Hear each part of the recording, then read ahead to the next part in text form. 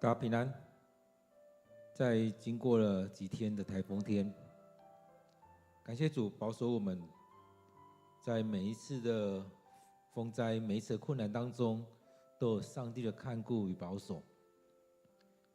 这次的风灾当中，或许也造成了台湾有许多，特别是高雄跟屏东有许多的灾难的状况。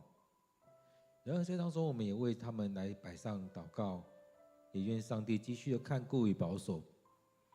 而这一切，我相信也都在上帝的手中扶持与帮助。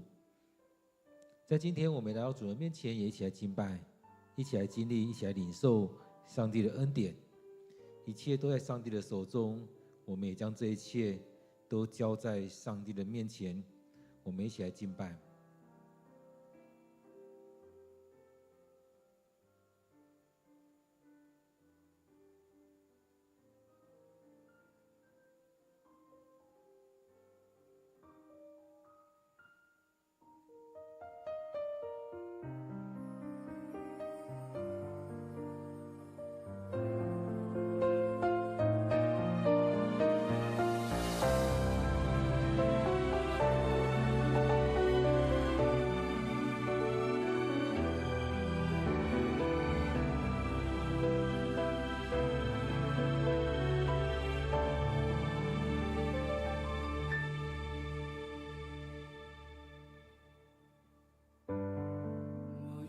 将我全心交在你手中，毫无保留，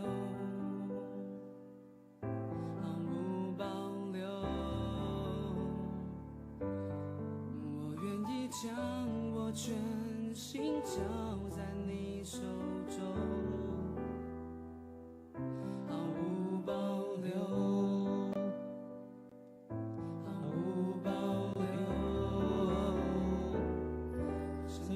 中一切全是你所赐给我，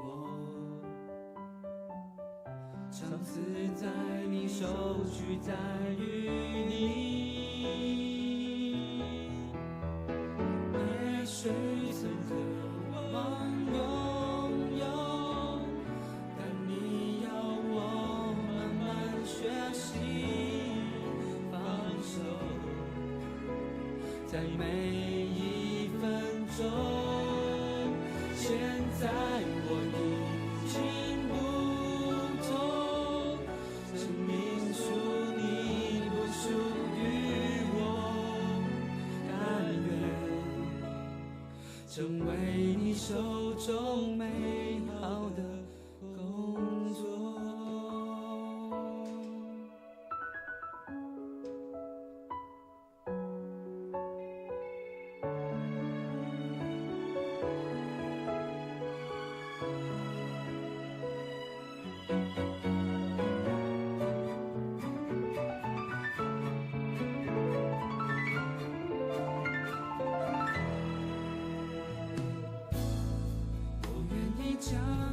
全心交在你手中，毫无保留，毫无保留。我愿意将我全心交在你手中。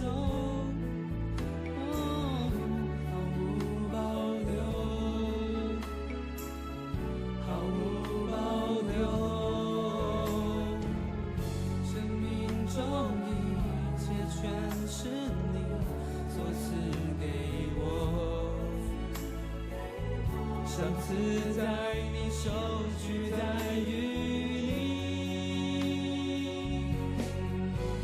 也许曾渴望拥有，但你要我慢慢学习放手，在每一分钟。现在我已经不同，生命属你，不属于我，甘愿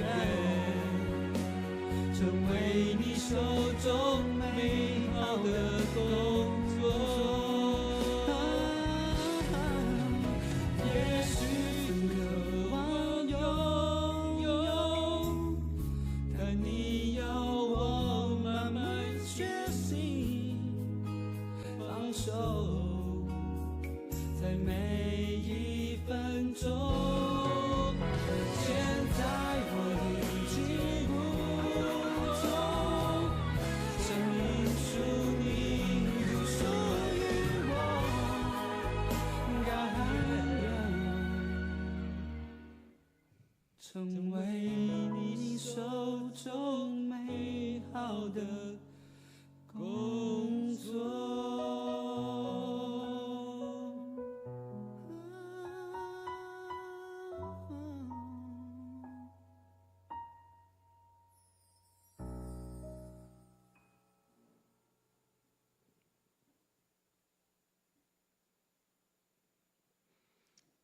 主，我们感谢你恩典，你这样如此的对待我们，你祝福在我们当中，让我们生命里面满有主你的恩典与祝福。主，让我们将自己，让我们全心交在你的手中，交在你的手中，让我们能够交出我们自己，毫无的保留。主，很多时候我们都会说我要全心全意的来到你面前，但是我们只交出那1%。但是也求主你帮助我们，让我们学习毫无保留的将自己交在你的手中，让你来掌权，让你来带领。所以我们生命当中，我们真的很会去计较，很会去计算。然而，让我们在当中真的是经历你真实的带领与祝福。因为生命中的一切都是你的赏赐，都是你所祝福的。就像约伯所说的，赏赐在于你，收取也在于你。耶和华的名是应当称颂的。期待主帮助我们，让我们生命里面去经历你，让我们生命里面有主你的同在，让我们的生命里面得着主你所赏赐的丰盛。即使是收回，我们也献上感谢与赞美，让我们的生命的每一时每一刻都满有主你的恩典、你的祝福。主，不让我们一直专注在眼前我们所拥有的这一些，而是看见主你赏赐的美好，你这天国的美好。让我们在所有一切当中学习放手，让我们虽然渴望拥有，但是我们也愿意将这一切都交在主你面前。就如同保罗所说的，如今活着的已经不再是我，而是基督耶稣在我里面活着。亲爱的主，愿主你祝福在我们当中，让我们的生命不再是为自己而活，而是为你而活。让我们甘愿在你手中完成那美好的工作，让我们看见赏赐在于你，收取也在于你。让我们看见如今活着的不再是我，乃是基督在我里面活着。让我们生命更深的去经历你的恩典与祝福，让我们不再只想到自己，而是去经历你的大能，你的充满。感谢主，主，我们要将今天的聚会恭敬的仰望在你手中。愿主你带领，愿主你赐福，让我们每一个人虽然经历了生命当中、生活当中的风灾，然而这不成为我们灾难。或许这只是一个患难，只是一个灾害。然而这样的过程当中，也让我们更深的去经历你的恩典与祝福。赏赐在你，收取也在你，你的名是应当称颂的。我们将祷告祈求了，奉靠主耶稣的名，阿们。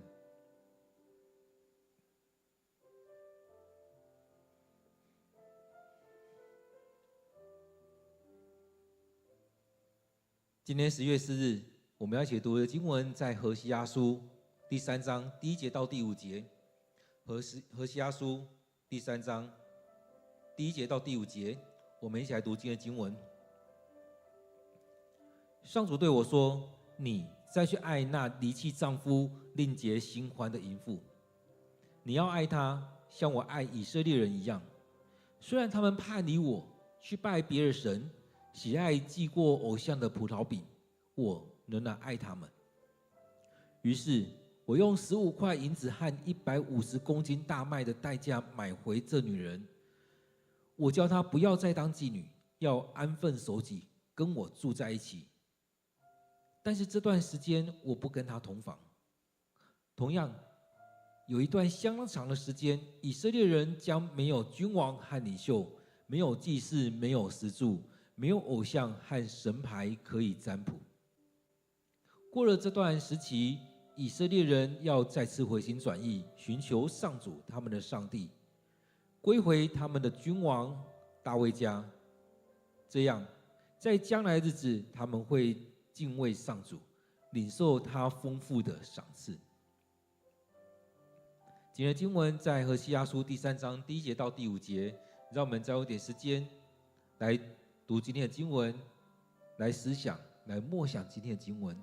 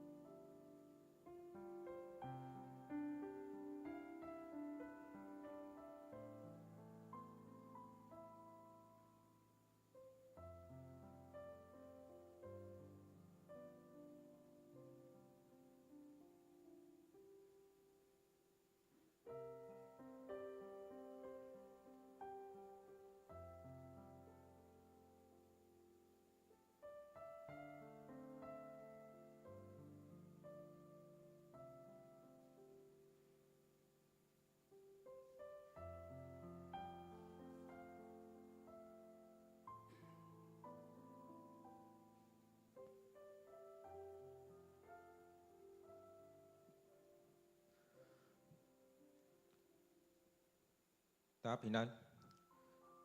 在这几天生活当中，对你来讲，有没有这样平安与你同在？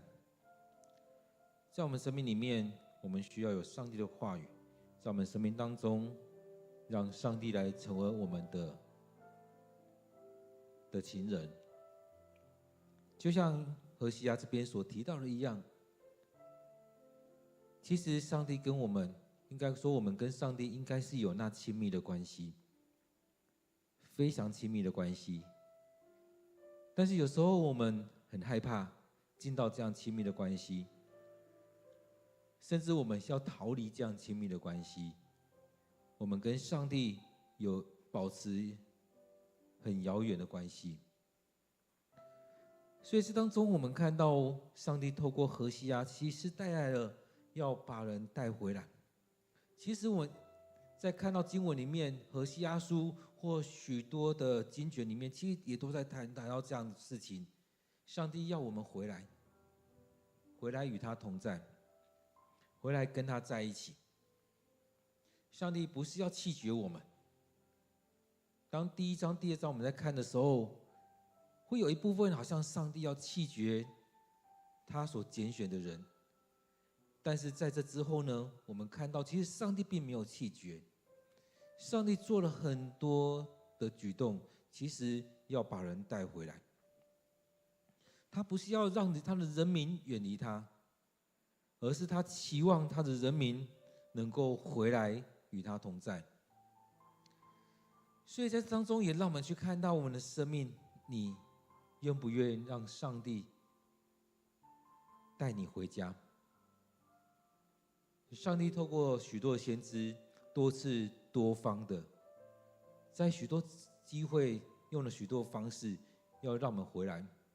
而在当中，你愿意吗？你要吗？其实当我们在看这个淫妇的时候，或许他也心不甘情不愿的，无可奈何的，或许有很多这样的心情。而在我们生命里面，有可能许多时候也是在这样的心情里面。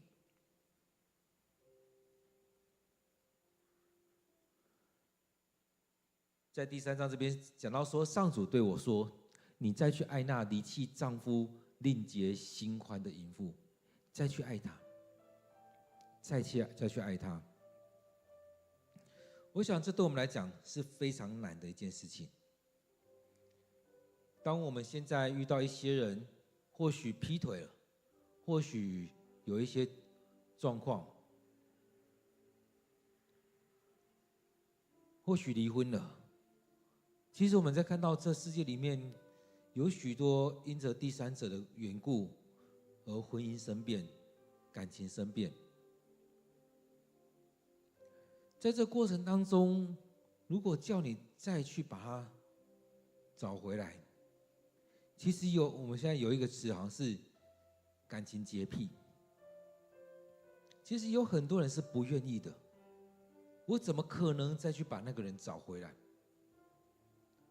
即使我把他人带回来，他的心有回来吗？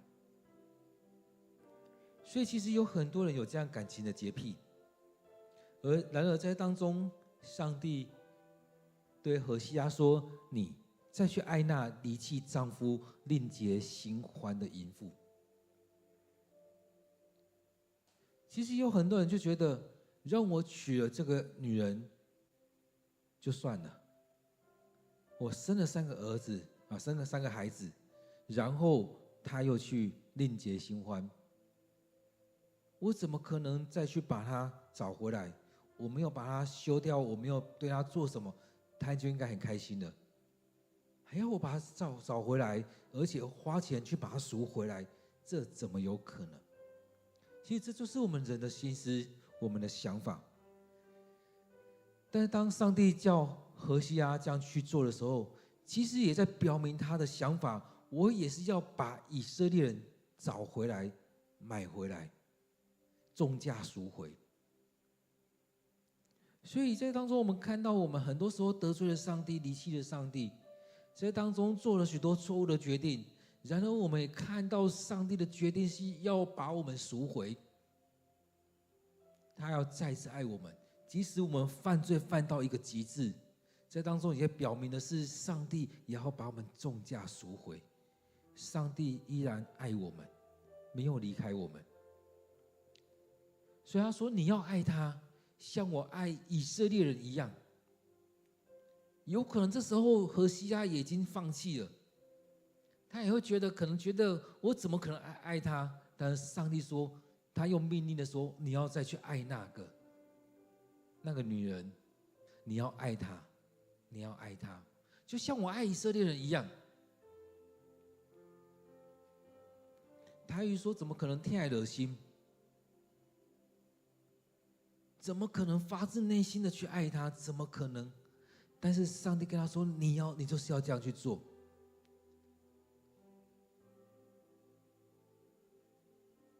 我想这当中真的很难，对一个变心的人，对一个不想听你说话、不想跟你在一起、不想跟你走的的人，很多时候我们怎么可能爱得进去？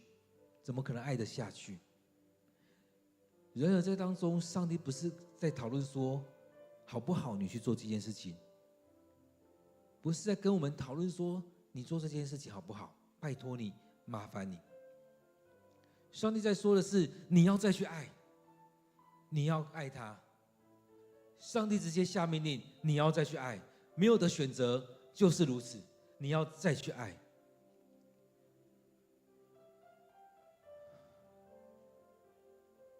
我想这对我来讲也很难，对于这许多事情确实很难。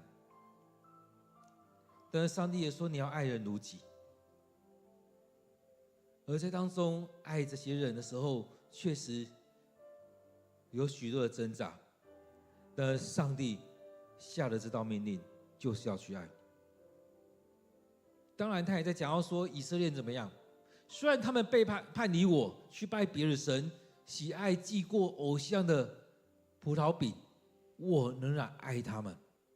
他们离弃我，他们离开我，去拜巴力，去拜这许多别的神。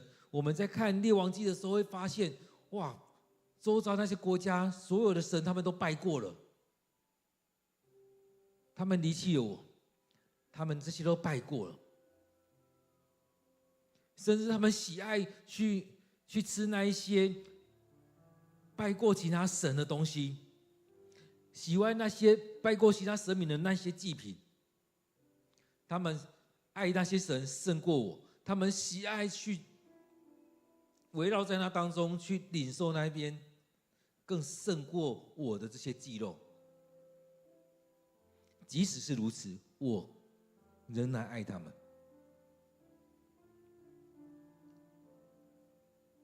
其实对我们的人来讲，或对上帝来讲，其实上帝我不知道他们会不会很难，但对我们的人来讲，能够说出这样的话很难。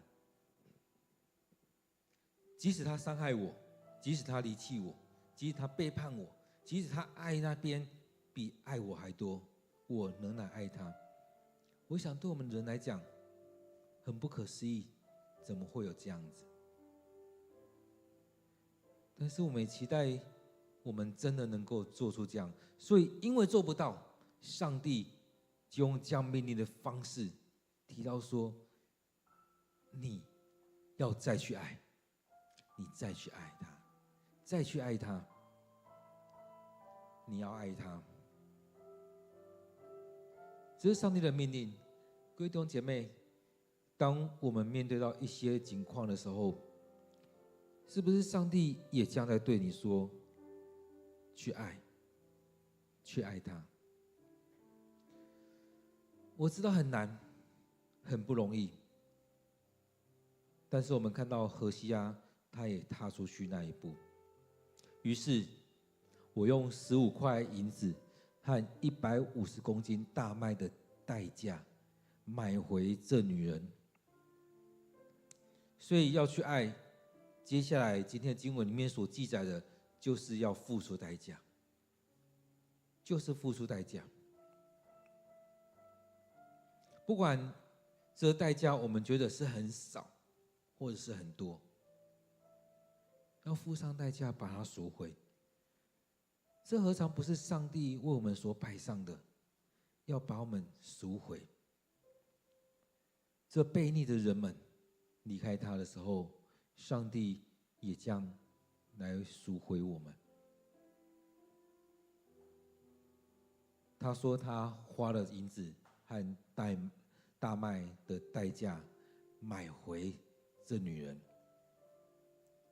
所以当中我们看到在新约的时候也是如此，上帝让耶稣来重价赎回我们，摆上他的独生儿子赎回了我们。所以我们看到这女人到后来她也没有能力自己赎回，她已经卖给对方了，她已经卖给他们在当中了，或许也成为妙计之类的，或许。而在当中何西阿去把它赎回了。所以可以看到这个女人她的生命已经是交在巴力的手中，交在另外一个新欢的手中。我们看到以色列也是一样，他的生命已经交在另外一群人的手中，交在巴力，交在其他的这些神的手中。这也是我们一直在讲的，在列王纪当中，从所罗门开始到耶罗波安、耶罗波安二世等等这许多的王当中，他们找了许多外族的神进来，甚至在南国里面也受了这样的影响，所以他们已经都把自己的生命交给这其他的神明了。即使在当中，我们看到上帝要让何西阿去把这个女人赎回，这也是上帝要做的。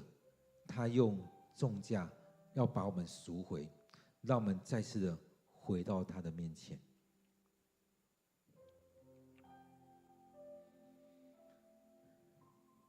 这边提到何西阿说：“我叫她不要再当妓女，要安分守己，要跟我住在一起。但是这段时间我不跟她同房。”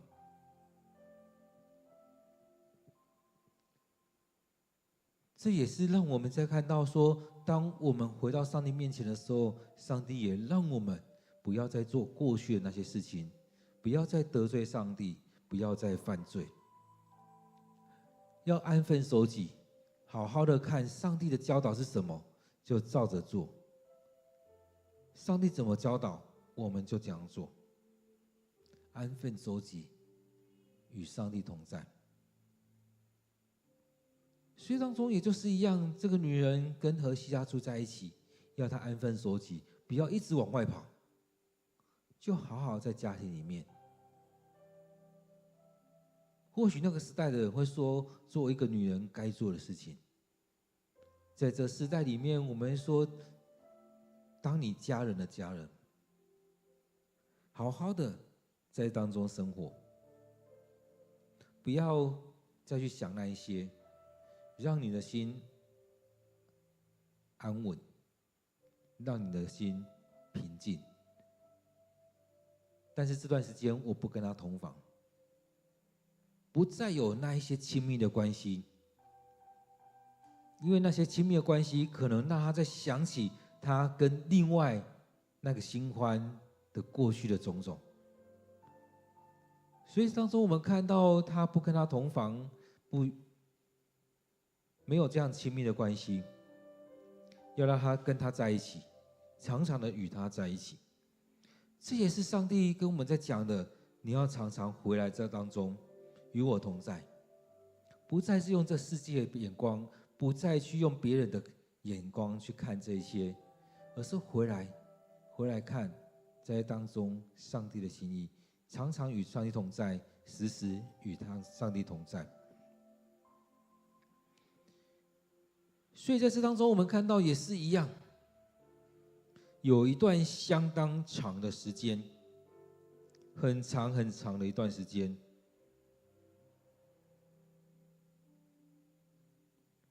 以色列人没有君王，没有领袖，没有祭司，没有石柱，没有偶像，没有神牌，没有人来带领他们。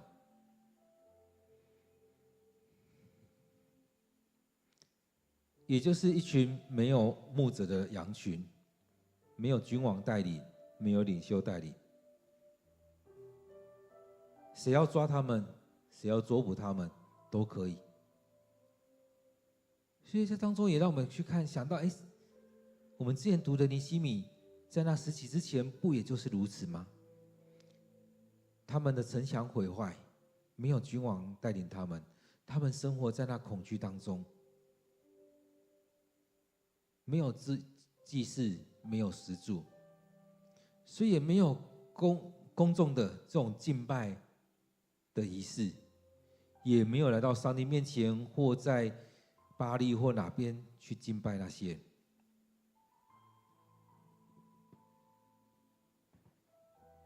所以在这里面，我们看到没有那公开的祭祀，也没有来到上帝面前去拜偶像，去算命，去求问。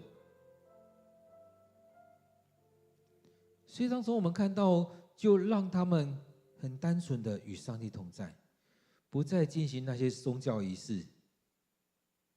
有没有发现，当我们在教会里面举行了很多的活动，或者某些仪式，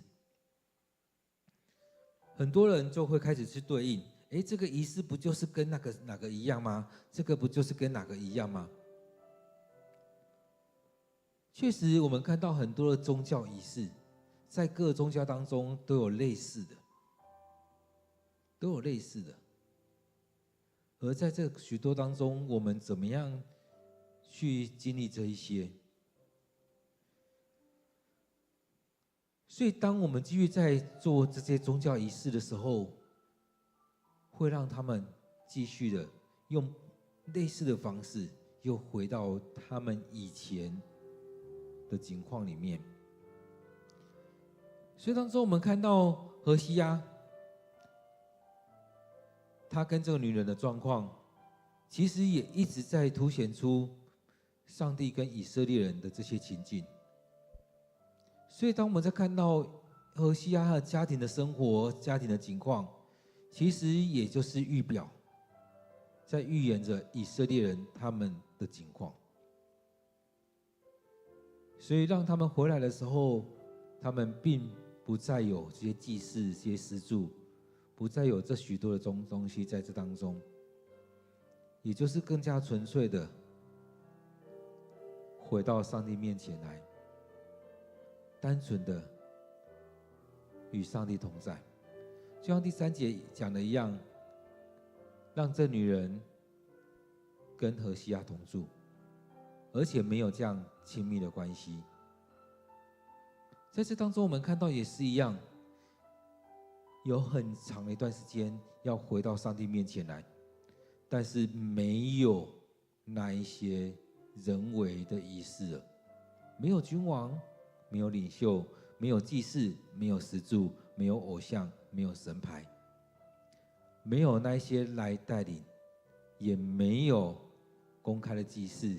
石柱其实很多都是宗教意涵在当中，而也没有家庭的偶像，家庭所拜的那一些大小偶像，也没有跋杯，没有占卜，没有抽签等等。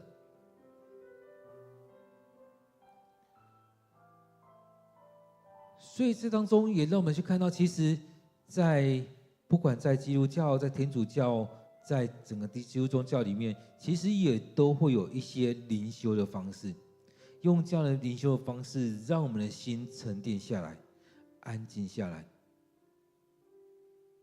其实有一些诗歌，我们在唱的时候也是一样，让我们安静在上帝当中，让我们的灵安静在上帝的面前。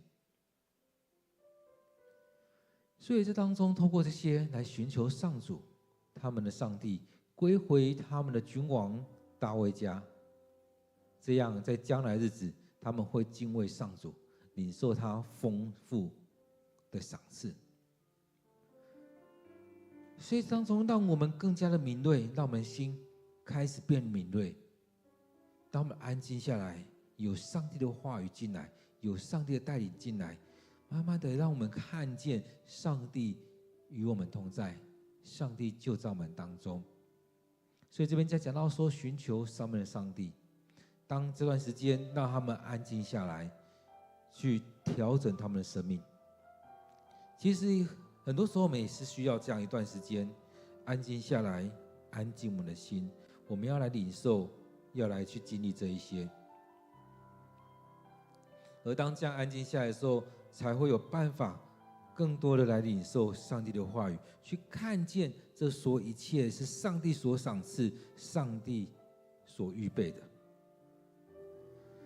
当我们在前几天读的经文里面提到了，这所有一切当中都是上帝赏赐的，不管是五谷、雨水，或者是橄榄油、葡萄汁、葡萄酒，这些都是上帝所赏赐的。但是我们看到前面就提到说，他认为这些是其他神所给的，也拿这些上帝所赏赐去拜其他的神。然而上帝说，当他们回来之后，要让他们再次来领受这些，而领受这些之后，来感谢上帝，去经历这一些。当我们能够再次回来的时候，去看见上帝的恩典、上帝的赏赐。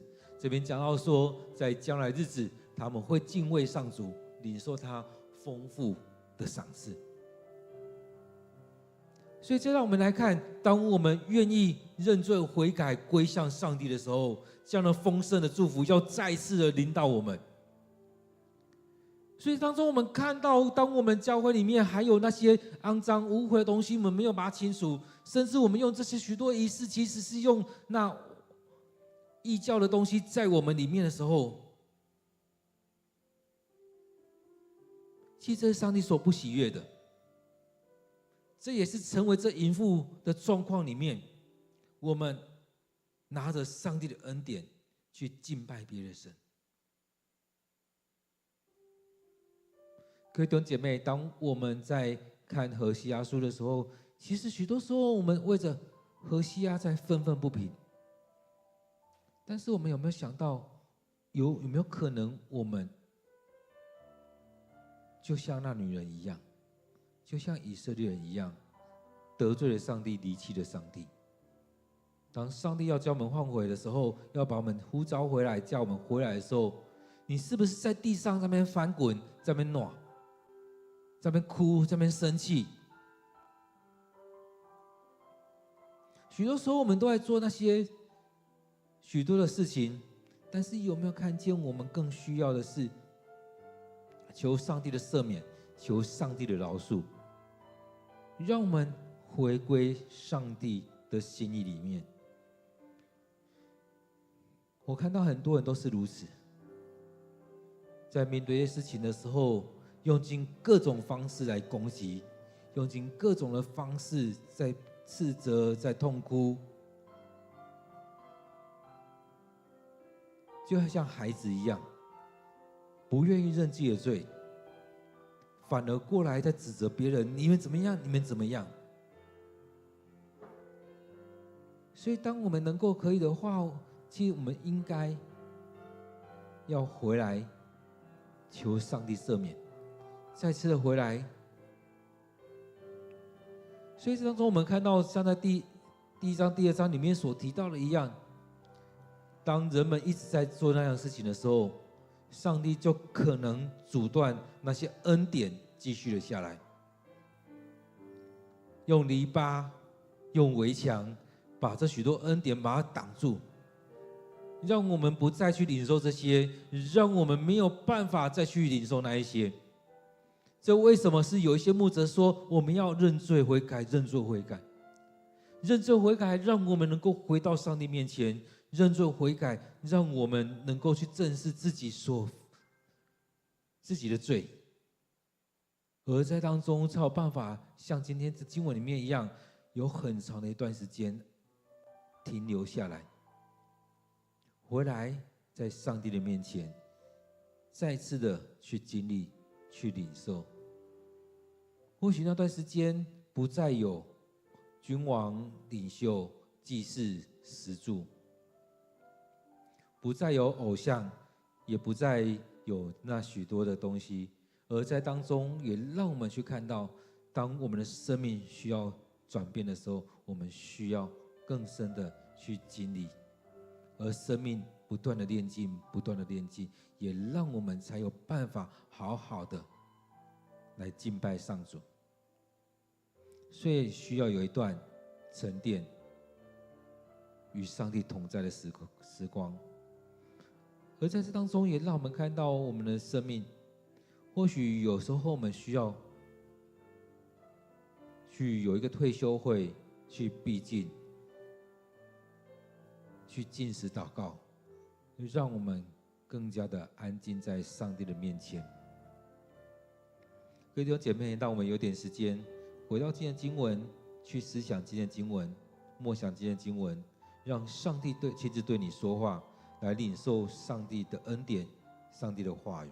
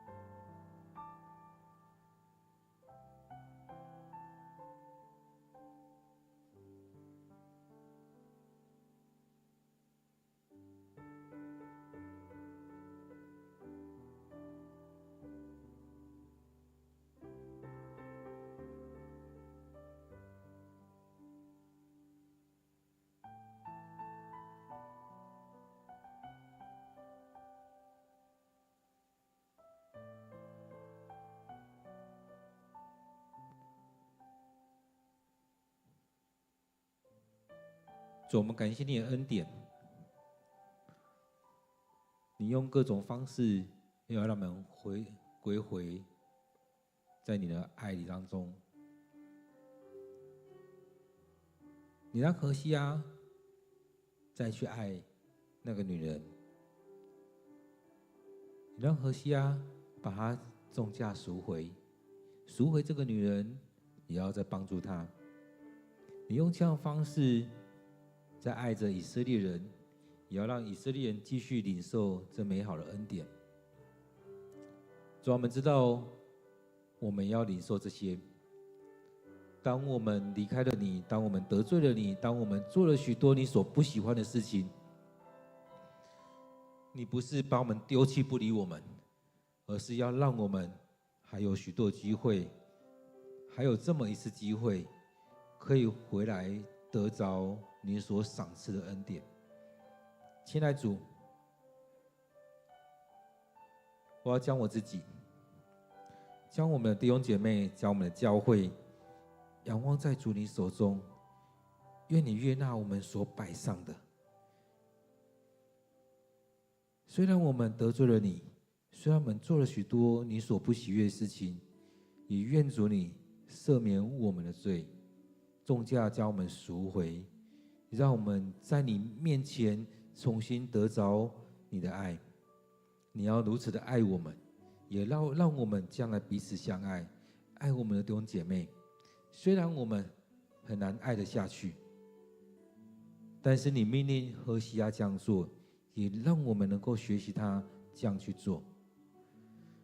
亲爱的主，我们生命里面非常的软弱脆弱，但是也让我们看见赏赐的在于你，收取的也在于你。让我们来到你面前来敬拜，来赞美你的名。主，我们感谢你看过我们的每一天，也让我们在风灾当中平安的度过，也让我们在面对许多的灾害当中经历到从你而来的平安。因为你说这样的平安是属天的平安，与世上的是不同的。主，感谢你如此的爱我们。所以我们将今天的聚会，将今天的领受仰望在主你的手中，愿你赐下美好的恩典，也悦纳我们所摆上的。我们将祷告祈求的奉靠主耶稣的名，阿们。